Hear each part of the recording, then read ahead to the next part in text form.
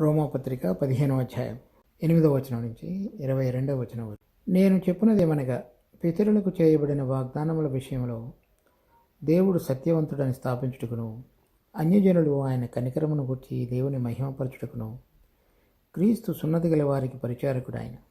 అందు విషయమై ఈ హేతువు చేతను అన్యజనులలో నేను నిన్ను స్తుతించును, నీ నామ సంకీర్తనం చేయదును అని వ్రాయబడినది. మరియు అన్యజనులారా ఆయన ప్రజలతో సంతోషించుడనియు, మరియు సమస్త అన్యజనులారా ప్రభువుని స్తుతించుటి, సకల ప్రజలు ఆయనను కొనియాడుదురుగాక అని చెప్పి మరియు యెషయా ఇలాగ చెప్తున్నాడు. యెషయాలో నుండి వేరు చెగురు అనగా అన్యజనులను ఏలుటకు లేచువాడు వచ్చును. ఆయన యందు అన్యజనులు నిరీక్షణ ఉంచుదురు. కాగా మీరు పరిశుద్ధాత్మ శక్తి పొంది విస్తారముగా నిరీక్షణ గలవారగుటకు నిరీక్షణకర్తయగు దేవుడు విశ్వాసము ద్వారా సమస్త ఆనందముతోనూ సమాధానముతోనూ మిమ్మును నింపునుగాక. నా సహోదరులారా, మీరు కేవలము మంచివారును సమస్త జ్ఞాన సంపూర్ణులను ఒకరికి ఒకరు బుద్ధి చెప్ప సమర్థులై ఉన్నారని నా మటుకు నేను మిమ్మును గూర్చి రూఢిగా నమ్ముచున్నాను. అయినను అన్యజనులు అను అర్పణ పరిశుద్ధాత్మ వలన పరిశుద్ధపరచబడి ప్రీతికరమగునట్లు నేను సువార్త విషయమై యాజక ధర్మము జరిగించుచు దేవుని చేత నాకు అనుగ్రహింపబడిన కృపను బట్టి అన్యజనుల నిమిత్తము యేసుక్రీస్తు పరిచారకుడనైతిని. ఇది హేతువు చేసుకుని మీకు జ్ఞాపకము చేయవలనని ఉండి ఎక్కువ ధైర్యం కలిగి సంక్షేమముగా మీకు రాయిచున్నాను. కాగా క్రీస్తు యేసును బట్టి దేవుని విషయమైన సంగతులలో నాకు అతిశయ కారణం కలదు. ఎలాగనగా అన్యజనులు విధేయులగునట్లు వాక్యము చేతను, క్రియ చేతను, గురుతుల బలము చేతను, మహత్కార్యముల బలము చేతను, పరిశుద్ధాత్మ బలము చేతను క్రీస్తు నా ద్వారా చేయించిన వాటిని గూర్చియే గాని మరి దేనిని గూర్చియు మాటలాడ తెగింపును. కాబట్టి యెరూషలేము మొదలుకొని చుట్టుపట్లనున్న ప్రదేశములందు ఇల్లూరికు ప్రాంతం వరకు క్రీస్తు సువార్తను పూర్ణముగా ప్రకటించున్నాను. నేనైతే మరి ఒకని పునాది మీద కట్టకుండా నిమిత్తము ఆయనను గూర్చిన సమాచారం ఎవరికి తెలియజేయబడలేదో వారు చూతురనియు, వినని వారు గ్రహింతురనియు వ్రాయబడిన ప్రకారము క్రీస్తు నామము ఎరుగని చోట్లను సువార్తను ప్రకటింపవలనని మిక్కిలి ఆశగలవాడనై ఉండి అలాగూ ప్రకటించితిని. ఈ రోమాలో ఉన్నటువంటి సంఘంలో ఉన్న విశ్వాసులు కొంతమంది యూదులు, కొంతమంది అన్యజనులు. దాని విషయంలోనే వారికి ఒకరితో ఒకరు చక్కగా అతకబడి ఒక శరీరంలోని అంగములుగా పనిచేసే విషయంలో కొన్ని సమస్యలు వారు ఎదుర్కొంటూ వచ్చారు. దానిని గురించి 14వ అధ్యాయంలో మనం వివరంగా చూసాం. తర్వాత 15వ అధ్యాయంలో కూడా వాళ్ళిద్దరి దానిలో అంటే అన్యజనుల్లోనూ యూదుల్లోనూ ఎవరైతే బలహీనులుగా ఉన్నారో వారి విషయాలలో మరి బలవంతులైన వారు వారి యొక్క దౌర్బల్యములను భరించవలసిన వారుగా ఉన్నారని 15వ అధ్యాయం మొదటి 8-7 వచనాల్లో కూడా చూసాం. దాని తర్వాత మరలా వారిద్దరి మధ్యలో ఉన్నటువంటి విభేదాలు, తర్వాత అవగాహనలో ఉన్న పొరపక్షాలన్నీ తీసివేయటానికి మనం చదివినటువంటి ఈ వాక్య భాగంలోని కొన్ని అంశాలను పౌలు మరలా ఆ ఇద్దరి అవగాహనకు వారిని తీసుకొస్తున్నాడు. 8వ వచనం, నేను చెప్పున్నదేమనగా, పితరులకు చేయబడిన వాగ్దానముల విషయంలో దేవుడు సత్యవంతుడని స్థాపించుటకును, అన్యజనులు ఆయన కనికరమును గూర్చి దేవుని మహిమపరచుటకును, క్రీస్తు సున్నతి గల వారికి పరిచారకుడాయను. అందు విషయమై ఈ హేతువు చేతను అన్యజనులలో నేను నిన్ను స్తుతించును, నీ నామ సంకీర్తనము చేయుదును అని వ్రాయబడినది. ఈ వ్రాయబడినటువంటి మాట ఇక్కడ మనం కీర్తనలు 18వ అధ్యాయం 49వ వచనంలో చూస్తాం. అందువలన యెహోవా అన్యజనులలో నేను నిన్ను ఘనపరచెదను, నీ నామ కీర్తన గానము చేసేదను. ఇక్కడ రోమాపత్రికలో ఉన్నటువంటి యూదులకు ఏమని చెప్తున్నాడు అంటే, అన్యజనుల్లో మన ప్రభు అయినటువంటి యేసుక్రీస్తు సున్నతి గల వారికి పరిచారకుడు అయినప్పటికీ కూడా వారి మధ్యలో దేవుని యొక్క నామాన్ని సంకీర్తనం చేస్తాను అని వ్రాయబడినది. కనుక మీరు అన్యజనులు మాతో పాటు సహపాలివారు కారు, వారి యొక్క అలవాట్లు ఆచారములన్నీ వేరు గనక మేము వారితోటి ఇప్పుడు పొసిగి ఉండలేమని మీరు అనుకోవడానికి వీల్లేదు అని యూదులకు చెప్తున్నాడు. తర్వాత 10వ వచనంలో అన్యజనులారా ఆయన ప్రజలతో సంతోషించుడనియు. మరి అన్యజనులుగా ఉండి ప్రభువునందు విశ్వాసం ఉంచినటువంటి బిడ్డలకి ఏం చెప్తున్నాడంటే, మీరు ఆయన ప్రజలు అంటే యూదులైనటువంటి వారితో కలిసి సంతోషించండి అని చెప్తున్నాడు. అన్యజనులకి మరి యూదులకి అన్యజనులలో కూడా ఈ సువార్తను ప్రభువే ప్రకటించుతున్నాడు, లేకపోతే ప్రకటించున్నాడు అనేటువంటిది కీర్తన 18వ అధ్యాయం 49వ వచనంలో ప్రవచన రూపంలో రాయబడింది. తర్వాత 10వ వచనంలో మరి అన్యజనులు దేవుని ప్రజలతో కూడా కలిసి సంతోషించాలనేటువంటి మాట ద్వితీయోపదేశకాండం 32వ అధ్యాయం 43వ వచనంలో రాయబడింది. జనములారా ఆయన ప్రజలతో కూడా ఆనందించుడి, హతులైన తన సేవకులను బట్టి ఆయన ప్రతిదండన చేయను, తన విరోధులకు ప్రతీకారం చేయను, తన దేశం నిమిత్తమును తన ప్రజల నిమిత్తమును ప్రాయశ్చిత్తము చేయను. ఎవరెవరైతే అన్యజనులుగా ఉండి దేవుడిని అంతకు మునుపు తెలుసుకోకుండా ఉన్నారో, లేకపోతే ఇప్పుడు పౌలు యొక్క పరిచర్య ద్వారా తెలుసుకున్నారో వాళ్ళందరూ కూడా దేవుని బిడ్డలతో కూడా కలిసి ఆనందించుడి, లేకపోతే ప్రభువును స్తుతించుడని వాళ్ళని గురించి ప్రవచించిన వాక్యాన్ని కూడా పౌలు వాళ్ళ గమనానికి తీసుకొస్తున్నాడు. 11వ వచనం, సమస్త అన్యజనులారా ప్రభువును స్తుతించుడి, సకల ప్రజలు ఆయనను కొనియాడుదురుగాక. అది కీర్తన 117వ అధ్యాయం 2వ వచనంలో ఉంది, చూద్దాం అది. కాబట్టి సమస్త అన్యజనులారా యెహోవాను స్తుతించుడి, సర్వజనములారా ఆయనను కొనియాడుడి. కనుక ఇక్కడ మనం 9వ వచనంలో యూదుల గురించి, 10, 11 వచనాలలో అన్యజనుల గురించి, వాళ్ళిద్దరూ కూడా ఏ విధంగా కలిసి ఉండబోతున్నారు, దానికి నిదర్శనంగా ముందుగానే ఏ విధంగా ప్రవచించబడింది అనేటువంటి విషయాలు పౌలు వారి గమనానికి తీసుకొస్తున్నాడు. తర్వాత 12వ వచనంలో, మరియు యెషయా ఇలాగ చెప్పుచున్నాడు, యెషయాలో నుండి వేరు చిగురు అనగా అన్యజనులను ఏలుటకు లేచువాడు వచ్చును, ఆయన యందు అన్యజనులు నిరీక్షణ ఉంచుదురు. ఇది యెషయా గ్రంథం 11వ అధ్యాయం 10వ వచనం. ఆ దినమున ప్రజలకు ధ్వజముగా నిలుచుండు యెషయా వేరు చిగురునొద్ద జనములు విచారణ చేయుదును, ఆయన విశ్రమ స్థలము ప్రభావము గల తగును. ఇది అన్యజనులు ముందుగానే ఆయన యందు నిరీక్షణ కలిగి విశ్వసించుతారు అనేటువంటిది పాత నిబంధనలో ఉన్నటువంటి కీర్తనలో కానీ, ద్వితీయోపదేశకాండం కానీ, యెషయా గ్రంథంలో కానీ ఉన్నటువంటివి. అన్యజనులు ఏ విధంగా వస్తారనేటువంటిది యూదులకి, అన్యజనులు ఏ విధంగా యూదులతో కలిసి ఉండాలో నూతనమైనటువంటి పురుషుడిగా సృష్టించబడినప్పుడు అనేటువంటిది అన్యజనులకు ఇద్దరికీ పౌలు చెబుతున్నాడు. 13వ వచనం, కాగా మీరు పరిశుద్ధాత్మ శక్తి పొంది విస్తారముగా నిరీక్షణ గలవారొకటకు నిరీక్షణకర్త యొక్క దేవుడు విశ్వాసము ద్వారా సమస్త ఆనందముతోనూ సమాధానంతోనూ మిమ్మల్ని నింపునుగాక. ఇప్పుడు 14వ అధ్యాయంలో 15వ అధ్యాయంలో ఇంతవరకు చూసినటువంటిది ఏం చూస్తూ వచ్చామంటే, యూదులకి అన్యజనులకి మధ్య పొసకకుండా ఏర్పడినటువంటి పొరపక్షాలు అవన్నీ కూడా తీసివేయబడాలి అనేటువంటిది వారికి తెలియజెప్పుతూ ప్రవచనాలలో ఏ విధంగా ముందుగా దీని విషయాలు రాయబడి ఉన్నాయని వారికి గమనానికి తీసుకుని వస్తూ, ఇప్పుడున్నటువంటి సమయంలో వారు ఏ విధంగా ఒకరితో ఒకరు ఉండాలనే దానికి ఇంకొక ఆధారాన్ని వాళ్ళ ముందుకు తీసుకొస్తున్నాడు. అదేంటి అంటే 13వ వచనంలో, మీరు పరిశుద్ధాత్మ శక్తి పొంది.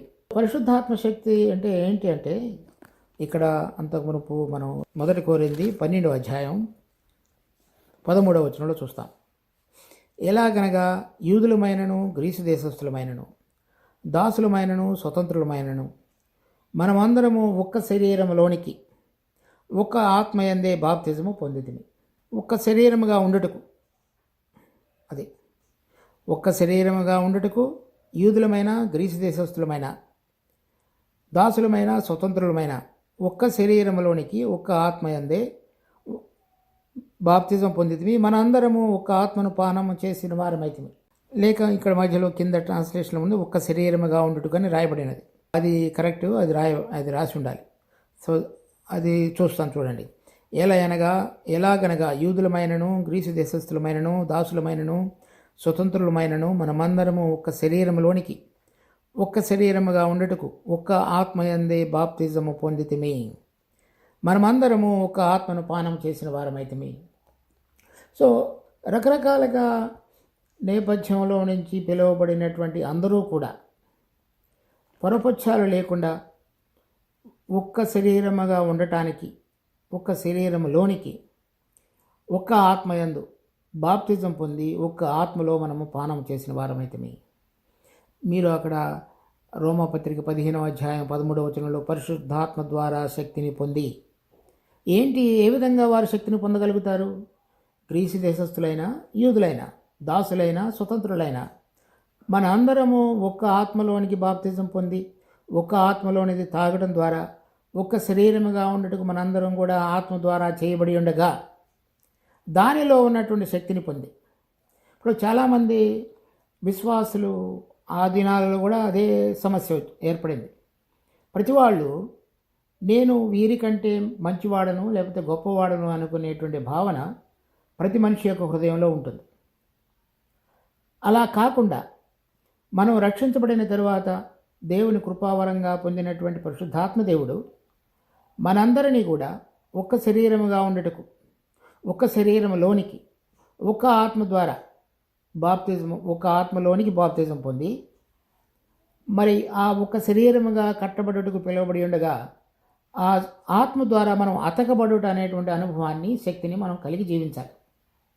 ఇప్పుడు రోమాలో ఉన్నటువంటి యూదులు, అన్యజనుల మధ్యలో అటువంటిది సంపూర్ణంగా జరిగినటువంటి విధంగా లేకపోవడం చేతనే పౌలు వాళ్ళిద్దరి మధ్యలో ఉన్నటువంటి వ్యత్యాసాన్ని తీసివేస్తూ ఇద్దరూ పరిశుద్ధాత్మన శక్తిని పొంది ఏ విధంగా జీవించాలో చెప్తున్నాడు. అలా ఒక్క శరీరముగా ఉండటకు, ఒక్క శరీరంలోనికి ఒక్క ఆత్మ ద్వారా బాప్తిజం పొందిన మనందరం కూడా ఆ ఆత్మ యొక్క శక్తి ద్వారా మాత్రమే అతకబడి, ఇది మనుషులు జరిగించబడే కార్యం కాదు. ఎవరైతే నిజమైన విధంగా మారు మనసు పొంది ప్రభువుని సొంత రక్షకుడిగా మాత్రమే కాకుండా ఆయన యందు విశ్వాసం ఉంచి ఆయన అనుగ్రహించబడినటువంటి కృపావరమనే పరిశుద్ధాత్మ దేవుడు వాళ్ళ జీవితాల్లో సదా ఎల్లప్పుడూ నివసించగలిగేటువంటి ప్రక్రియలో కనుక మనిషి జీవితం జీవించుతున్నట్లయితే ఆ పరిశుద్ధాత్మ దేవుడు అటువంటి అవగాహన జీవితం కలిగినటువంటి బిడ్డలతో మన జీవితాన్ని ఒక శరీరముగా మరి పని చేయగలగటానికి కట్టేవాడుగా ఉంటాడు. మీరు అటువంటి శక్తిని పొంది, అంటే అటువంటి అనుభవంలోనికి రాగలిగిన వారుగా ఉండి విస్తారముగా నిరీక్షణ గలవారొకటకు నిరీక్షణకర్త యొక్క దేవుడు, దేవుని పేరు ఇక్కడ చెప్తున్నాడు, నిరీక్షణకర్త యొక్క దేవుడు. అంటే ఏంటి నిరీక్షణ? విశ్వాసులైన మనందరికీ ఇవ్వబడినటువంటి నిరీక్షణ మన ప్రభు అయిన యేసుక్రీస్తు రాబోతుంది. ఆయన వచ్చినప్పుడు మనందరం కూడా సిద్ధపాటులో ఉన్నటువంటి బిడ్డలందరినీ కూడా, జయించిన విశ్వాసులందరినీ కూడా లేవనెత్తి తీసుకెళ్తాడు. అది మనకి ఇవ్వబడినటువంటి శుభప్రదమైన నిరీక్షణ. మన ప్రభు యొక్క రాకడకు ఎదురు చూడటం అనేటువంటిదే మన నిరీక్షణ. సో మనము ఆ నిరీక్షణలో నిలిచి ఉండి, ఆ నిరీక్షణ గలవారొకటకు, అంటే ఇప్పుడు మనలో కనుక ఆ పరిశుద్ధాత్మ శక్తి ద్వారా మనందరము గ్రీసు దేశస్థులమైన, యూదులమైన ఒకటే అనేటువంటి భావన లేకుండా గనక జీవించినట్లయితే మనందరం కలిసి లేవనెత్తబడి ఆయనతో పాటుగా పరలోక రాజ్యంలో ఆయనతో ప్రవేశించి ఒక శరీరముగా లేక ఆయనకు పిలువబడినటువంటి పెండ్లి కుమార్తెగా జయించిన విశ్వాసులు ఒక గుంపులో మనం ఉండగలగటానికి ఇటువంటి పరపక్షాలు కలిగినటువంటి ఆత్మ సంబంధమైన సంఘ జీవితం మేలుకరం కాదు, మీకు క్షేమకరం కాదు అని చెప్తున్నాడు. మీరు విశ్వాసం ద్వారా నిరీక్షణ కలవారొకటకు సమస్త ఆనందముతోనూ సమాధానముతోనూ మిమ్మల్ని నింపునుగాక. ఆనందం దేనిలో రావాలి? మన ప్రభు రాబోతున్నాడు, మనం తిరిగి ఆయన వచ్చినప్పుడు లేవనెత్తబడేటువంటి గుంపులోనికి చేరాలి, ఈ లోకాన్ని విడిచిపెట్టి. ఇప్పుడు యూదుల, గ్రీసు దేశస్థుల, యూదుల, అన్య దేశస్థుల అనేటువంటిది దేనికి సంబంధించింది? ఇక్కడికి సంబంధించింది. ఇక్కడిదే కాకుండా ప్రభు వచ్చినప్పుడు మనం నిరీక్షణ కలిగిన వారమై అక్కడ లేవనెత్తబడతామనేటువంటి తలంపుతో కనుక జీవించినట్లయితే అది ఆనందంగా మారుతుంది. ఇక్కడ వారంగా ఎంచుకున్నట్లయితే, నిరీక్షణ లేకపోయినట్లయితే సమాధానం ఉండదు. కనుక దానిని గురించినటువంటి నిరీక్షణ కలిగిన వారంతో ఆనందంతో నింపబడటం, తర్వాత ఇక్కడ ఉన్నటువంటి పరిస్థితుల్లో యూదులను అన్యజనులు, అన్యజనులను యూదులు ఒకరినొకరు గుర్తెరిగి ఇద్దరు అంగీకరించగలిగినప్పుడు సమాధానం ఏర్పడుతుంది. ఆ పరిశుద్ధాత్మ శక్తి ఏదైతే మనందరిలో కూడా ఒక శరీరముగా ఉండటకు, ఒక ఆత్మలోనికి బాప్తిజం మనం పొంది ఒక శరీరముగా కట్టబడుతున్నటువంటి ప్రక్రియలో ముందుకు సాగుతున్నామో, దానిలో ఆయన రాబోతున్నటువంటి మహిమలో ప్రవేశించగలిగేటువంటి నిరీక్షణ కలిగి దానిని గురించిన ఆనందంతో ఇప్పుడున్న పరిస్థితుల్లో సమాధానపూర్వకంగా మీరందరూ కూడా విశ్వాసం ద్వారా జీవించాలని కోరుకుంటున్నానని చెప్తున్నాడు.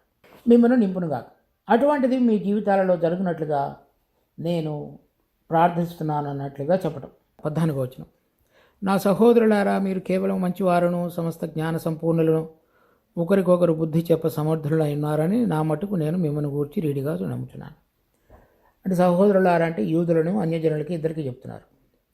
మీ ఇద్దరిలో కూడా మంచివారు, సమస్త జ్ఞాన సంపూర్ణులు అంటే అన్నీ తెలిసిన వాళ్ళు, ఒకరికొకరు బుద్ధి చెప్ప సమర్థులు. కొన్నిసార్లు మనకి తెలియవచ్చు కానీ ఇంకొకరికి బుద్ధి చెప్పగలిగినటువంటి సామర్థ్యం మనకు ఉండకపోవచ్చు. అంటే దాన్ని ఏ విధంగా చెబితే వాళ్ళు ఏ విధంగా అనుకుంటారు అనే సంశయంతో చాలామంది మరి అందరినీ హెచ్చరించేటువంటి విషయంలో అందరూ చేయలేరు. కానీ మీరు చేయగలిగినటువంటి సమర్థత కలిగిన వారని నేను నమ్ముతున్నాను. అంటే ఇప్పుడున్నటువంటి ఈ పొరపక్షాలు, విభేదాలు, వీటన్నిటిలో సరైన అవగాహనతోటి ఒకరినొకరు అర్థం చేసుకొని కలిసి సరైన విధంగా ఉండగలరు అని నేను నమ్ముతున్నాను అని చెప్తున్నాడు. ఆయనను అన్యజనులు అను అర్పణ పరిశుద్ధాత్మ వలన పరిశుద్ధపరచబడి ప్రీతికరమగనట్లు నేను సువార్త విషయమై యాజక ధర్మం జరిగించుచు దేవుని చేత నాకు అనుగ్రహింపబడిన కృపను బట్టి అన్యజనుల నిమిత్తము యేసుక్రీస్తు పరిచారకుడనైతిని. అన్యజనులు అనేటువంటి ఒక అర్పణ దేవుని సన్నిధిలో నేను అర్పించటానికి పరిశుద్ధాత్మ ద్వారా సిద్ధపరచబడి ఆ పరిచర్య జరిగించగలగటానికి నేను ఏర్పరచబడ్డాను అని చెప్తున్నాడు. నాకు అనుగ్రహించబడిన దేవుని కృపను బట్టి అన్యజనుల నిమిత్తము యేసుక్రీస్తు పరిచారకుడనైతిని. అన్యజనులు కూడా రక్షణ పొంది యేసుక్రీస్తు యూదులతోటి సమాన పాలువారులుగా చేయబడ్డారు అనేటువంటి దానిని గుర్తెరిగి నేను యూదుడనై ఉన్నప్పటికీ అన్యజనులు కూడా దేవుని ఎదుట ప్రీతికరమైనటువంటి అర్పణగా నేను వారిని అర్పించగలిగేటువంటి యాజక ధర్మాన్ని నిర్వర్తించుటకు నాకు అప్పగింపబడినటువంటి కృప చొప్పున నేను వారి మధ్యలో పరిచారకుడిగా ఉండటానికి నేను చేయబడ్డానని చెప్తున్నాడు. అంటే అతడు యూదుడిగా ఉండి అన్యజనులు ఎంతగానో వ్యతిరేకించిన వ్యక్తి అయినప్పటికీ పరిశుద్ధాత్మ యొక్క శక్తిని పొంది అన్యజనులు అనేటువంటి అంశాన్ని చూడటం మానివేసి దేవుని దృష్టిలో అందరూ సమానులే అని చెప్పి వారిని సరైనటువంటి విధంగా పరిశుద్ధాత్మ ద్వారా పరిశుద్ధపరచబడి దేవునికి ఇష్టకరమైనటువంటి అర్పణగా అర్పించేటువంటి ప్రక్రియలో తను పొందినటువంటి కృపలో పౌలు వారి మధ్యలో పనిచేసి జీవించాడు. సంఖ్యాకాండం 8వ అధ్యాయం 11వ వచనం, లేవీయులు యెహోవా సేవ చేయవారవుటకు అహరోనును ఇశ్రాయేలీయులను ప్రతిష్టార్పణముగా వారిని యెహోవా సన్నిధిని ప్రతిష్ఠింపవలెను. దేవుని సన్నిధిలో సేవ చేయగలగటానికి అహరోను ఇశ్రాయేలీయులను ప్రతిష్టార్పణముగా వారిని యెహోవా సన్నిధిని ప్రతిష్ఠింపాలి. అంటే లేవీయులు వారి దేవుని యొక్క మందిరంలో ప్రధాన యాజకత్వం మాత్రమే కాకుండా వేరు యాజక ధర్మాలు ఏవైతే ఉన్నాయో అవన్నీ జరిగించగలగటానికి అహరోను ఇశ్రాయేలీయులు కూడా మరి లేవీయులందరినీ కూడా దేవుని సన్నిధిలో ప్రతిష్ఠించాలి. నేను ఆ విధంగా దేవునికి ప్రీతికరమైన అర్పణగా అన్యజనులు అనేటువంటి అర్పణను అర్పించడానికి నన్ను నేను ప్రతిష్ఠించుకున్నానని చెప్తున్నాడు పౌలు. ఇది హేతువు చేసుకుని రోమాపత్రిక 15వ అధ్యాయం మళ్ళీ 16లో ఆఖరి భాగం, ఇది హేతువు చేసుకుని మీకు జ్ఞాపకం చేయవాలని ఉండి ఎక్కువ ధైర్యం కలిగి సంక్షేపముగా మీకు వ్రాసిచున్నాను. కాగా క్రీస్తు యేసును బట్టి దేవుని విషయమైన సంగతులలో నాకు అతిశయ కారణం కలదు. ఎలాగనగా అన్యజనులు విధేయులగినట్లు వాక్యము చేతను, క్రియ చేతను, గురుతుల బలము చేతను, మహత్కార్యముల చేతను, పరిశుద్ధాత్మ బలము చేతను క్రీస్తు నా ద్వారా చేయించిన వాటిని గూర్చియే గాని మరి దేనిని గూర్చి మాటలాడ తెగింపును. ఈ విధంగా దేవుడు మా మధ్యలో నా ద్వారా అన్యజనుల మధ్యలో జరిగించిన ఈ కార్యాలు ఏవైతే ఉన్నాయో వాటిని గురించి మాత్రమే నేను మాట్లాడగలను కానీ వేరే వాటిని గురించి నేను మాట్లాడ తెగింపను. అంటే అన్యజనులు కూడా మరి యూదులతో పాటుగా సమాన పాలివారు కాగలగటానికి వారి మధ్యలో నేను ఆ కృపకు పరిచారకుడైనప్పుడు నా ద్వారా దేవుడు జరిగించినటువంటి మహత్కార్యములు వారందరూ కూడా మరి గురుతుల బలము, తర్వాత పరిశుద్ధాత్మ బలము, క్రీస్తు నా ద్వారా చేయించిన వాటిని గురించి మరి ప్రభు యూదా దేశంలో ఉండి రకరకాలైనటువంటి అద్భుత కార్యములు జరిగించినప్పుడు అనేక మంది అన్యజనులు యూదులు ఆయన వెంబడించారు. అది ఎంతవరకు విశ్వాసం ఉంచారు అనేటువంటిది వేరే విషయం. కనుక ఆ గురుతుల బలం చేత రాబోతున్నటువంటి మస్సయ్య ఈయనే అని, క్రీస్తు ఈయనే అనేటువంటి అనేక మంది తెలుసుకోగలిగేటట్టుగా ప్రభు తన జీవితంలో అనేక కార్యాలు జరిగించుతూ వచ్చాడు. పౌలు తనకు అనుగ్రహించబడిన కృపలో అన్యజనులు యేసు ప్రభువే దేవుని నిజమైన కుమారుడు, ఆయన మనందరికీ రక్షకుడు, మన పాపాలు క్షమించడానికై ఈ లోకంలో నరరూపధారిగా వచ్చి చనిపోయి తిరిగి లేచినవాడుగా ఉన్నటువంటి దేవుని కుమారుడిగా ఉన్నాడనే అంశాన్ని బలంగా వారందరి మధ్యలో నిరూపించగలగడానికి ఏవేవైతే కార్యములు కానీ పరిశుద్ధాత్మ శక్తి యొక్క బయలుపరుస్తూ వచ్చినటువంటి విషయాలు కానీ నేను జరిగించుతూ వచ్చాను అని చెప్తున్నాడు. నేను ఆ విధంగా క్రీస్తు ద్వారా జరిగించిన కార్యములు మాత్రమే అన్యజనుల్లో కూడా ఇటువంటి చైతన్యాన్ని తీసుకుని వచ్చి ఆయన అన్యజనులకు కూడా ప్రభు అనేటువంటిది నిరూపించబడటానికి దేవుడు నన్ను వాడుకున్నాడు అని చెప్తున్నాడు. కాబట్టి యెరూషలేము మొదలుకొని చుట్టుపట్లనున్న ప్రదేశములందు ఇల్లూరికు ప్రాంతం వరకు క్రీస్తు సువార్తను పూర్ణంగా ప్రకటించున్నాను. కనుక యెరూషలేము దగ్గర నుంచి మొదలుపెట్టి ఇల్లూరిక అనేటువంటిది ఐరోపా ఖండంలో ఉన్నటువంటి తూర్పు ఐరోపా ఖండాల్లో ఉన్నటువంటి ఒక దేశంలో ఒక ప్రాంతం. నేను అక్కడి వరకు వెళ్ళానని చెప్తున్నాడు. అంటే యెరూషలేములో నిలిచిపోలేదు. దేవుడు నాకు అప్పగించిన కృపకు పరిచారకుడనై యెరూషలేము దగ్గర నుంచి చుట్టుపక్కల ఉన్నటువంటి ప్రాంతాల్లో ప్రకటిస్తూ చాలా దూరం ప్రయాణం చేసి ఎంతో దూరం వెళ్ళి ఎక్కడైతే క్రీస్తుని గురించి మాట వినబడలేదో తెలియపరచబడలేదో ఆ ప్రాంతాలన్నిటిలో కూడా పరిశుద్ధాత్మ యొక్క శక్తి ప్రభావం ద్వారా నేను వాడిని ప్రకటిస్తూ వచ్చానని చెప్తున్నాడు. 20:21 నేనైతే మరి ఒక పునాది మీద కట్టకుండా నిమిత్తము ఆయనను గూర్చిన సమాచారం ఎవరికి తెలియబడలేదో వారు చూతురనియు వినని వారు గ్రహింతురనియు వ్రాయబడిన ప్రకారము క్రీస్తు నామం ఎరగని చోట్లను సువార్తను ప్రకటింపవలని మిక్కిలి ఆశ గలవాడనయండి అలాగూ ప్రకటించుతుని. ఎందుకు ఆ విధంగా చేశాను? ఇక్కడ యూదయాలో యెరూషలేములో ఆయన గురించినటువంటి సువార్త ప్రకటించబడింది. ప్రభువు ప్రకటించాడు. అనేక కార్యాలు అంతకుముందు జరిగినాయి. కానీ ఎక్కడెక్కడైతే ఇవన్నీ కూడా తెలియపరచబడలేదు, అన్యజనులు ఎవరు కూడా ఆయన గురించి వినలేదు, వారందరికీ దూరంగా ఉన్న వారికి వెళ్ళి ప్రభు యొక్క శక్తి ద్వారా ఆయన చేసేటువంటి కార్యములు, చేయదగిన కార్యములన్నింటినీ కూడా నేను చూపిస్తూ ఆయన సువార్తను ప్రకటించి వాళ్ళందరూ కూడా మరలా పరిశుద్ధాత్మ ద్వారా పరిశుద్ధపరచబడి దేవునికి ఇష్టకరమైనటువంటి అర్పణగా చేయబడటానికి నేను పనిచేసి ఉన్నానని చెప్తున్నాడు. అన్యజనులకు అపోస్తలుగా చేయబడినటువంటి తను యూదులు అన్యజనులను అంగీకరించే విషయంలో తన విషయంలో కూడా ఏ విధంగా దేవుడు జరిగించాడనేది చెప్పి ఇప్పుడు యూదులైనటువంటి విశ్వాసులతో అన్యజనులు ఏ విధంగా సమాధానంతో, అన్యజనులైన విశ్వాసులతో యూదులు ఏ విధంగా పరిశుద్ధాత్మ యొక్క సమస్త ఆనందంతో నిరీక్షణ కలిగి రాబో దినాల్లో ఇద్దరు కలిసి ఏ విధంగా జీవించాలనే దానికి మరొకసారి ఒక్కాణించి పౌలు వారి మధ్యలో చెప్తున్నాడు. ప్రార్థన చేసుకుందాం. మా జీవం కలిగిన తండ్రి, మీరు ఇచ్చిన ఈ వాక్య భాగాలను బట్టి వందనాలు. మరి యూదులైనప్పటికీ అన్యజనులైనప్పటికీ ఇద్దరు కూడా ఒక శరీరంలోని పాలివారని గుర్తెరిగి ఇద్దరు కలిసి సరైన విధంగా జీవించగలగటానికి కావలసిన కృపను ఆ దినాలలో వారికి ప్రసాదించిన రీతిగా ఈ దినాలలో కూడా సంఘాలలో ఉన్నటువంటి అనేక విభేదాలు మరి పొరపక్షాలు వాటన్నిటినీ తొలగించుతూ ఇద్దరూ కలిసి సరైన విధంగా జీవించగలగటానికి ఏదైతే కృప అవసరమో అది అందజేయమని వేడుకుంటూ మా రక్షకుడు ప్రభువైన యేసు నామమున అడిగి వేడుకుంటున్నాం తండ్రి. ఆమేన్.